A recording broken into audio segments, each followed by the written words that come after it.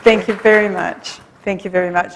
We thank you for inviting us to the conference organisers. It's a complete privilege to be here in Mumbai.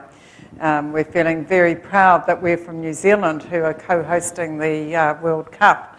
And in our opening match, New Zealand gave notice that we are contenders for that championship. So, would anyone like to know the score? Now, it's 192 for 2 at the last count, just so you know. You can relax. India's batting. Okay, so I would like to introduce you to Linley Rose. Linley Rose, as you heard, is a Master Certified Coach. She's been training others as coaches and training leaders using coaching paradigms since 2002. And in that time, the coaching profession has developed quite a lot. And one of the things that Linley's noticed is that things which work beautifully for one group of people don't always work so well for another group. And I'd like to introduce Mary Britton. And Mary has also been teaching coaching for about 11 years.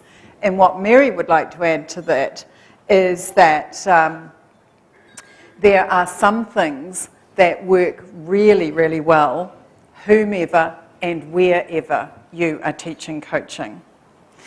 I'd just like to add just a little bit that we are completely passionate about what we do.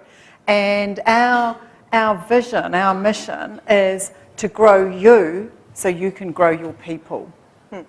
Completely passionate about what we do. So we have included in this presentation, because as you can hear, we really believe in the coaching skill set as the skill set that will deliver for leaders in the 21st century.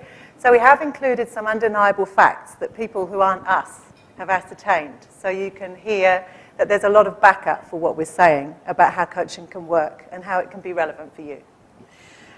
And neuroscience...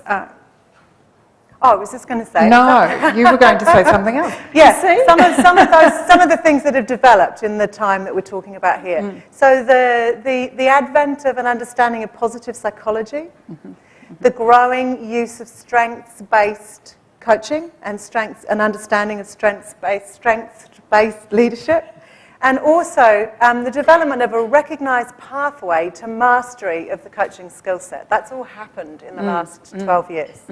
And of course there's also neuroscience, which has been added into the picture, and that now provides proof of what is going on in our brains and teaches us about how we can change our thoughts and our behaviours and the outcomes. And sometimes it's really useful to get a picture and see clearly the why and the how of what we're doing with when we are coaching, and how that is making a difference. So, and the really, really, really big thing that's happened in that period, that 12 or 13 years that we're talking about, is that there is now no longer any doubt that the coaching skill set is as a necessary skill set for leaders as well as coaches in the 21st century. And it's done a big shift. Coaching used to be all about fixing problems. It used to be all about addressing what wasn't working with people. And now what it is almost exclusively is the optimum tool for developing valued people. And you know, as the very kind man who introduced us here today, he talked about all the places around the globe that I've been lucky enough to deliver coach training over the last 13 years. And the question comes up, does one size fit all? And I could say yes, but there are... while the fundamentals always remain the same, there are some crucial differences. And that is part of what we are going to have you think about today and talk about. So that's one major focus. And the other major focus is it's really important that what you get out of this, the what's in it for me for you, is what's true for you. How do you consider whether a coaching initiative, a coaching intervention, a coach training situation for your leaders or for coaches within your organisation is right for you.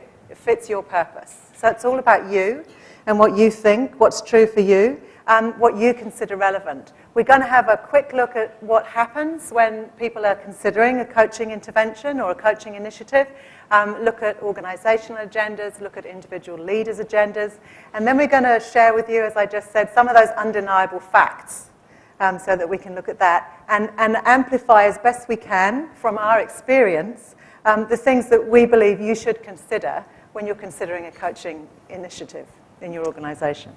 Okay, so we have a little bit of information to get through, and we have very little time, and we could spend an hour on each piece of it, but we don't have that. So let's get started. Absolutely. So on your tables, would you please turn to each other, choose a scribe, someone who's going to capture your ideas, and we'd like to give you 3 minutes, please, to share all the things that you would consider if you're considering a coaching initiative or a coaching intervention in your organisation. At the end of the time, we're going to ask you for your top 3, and then we'll share those all together. So your 3 minutes all together starts now.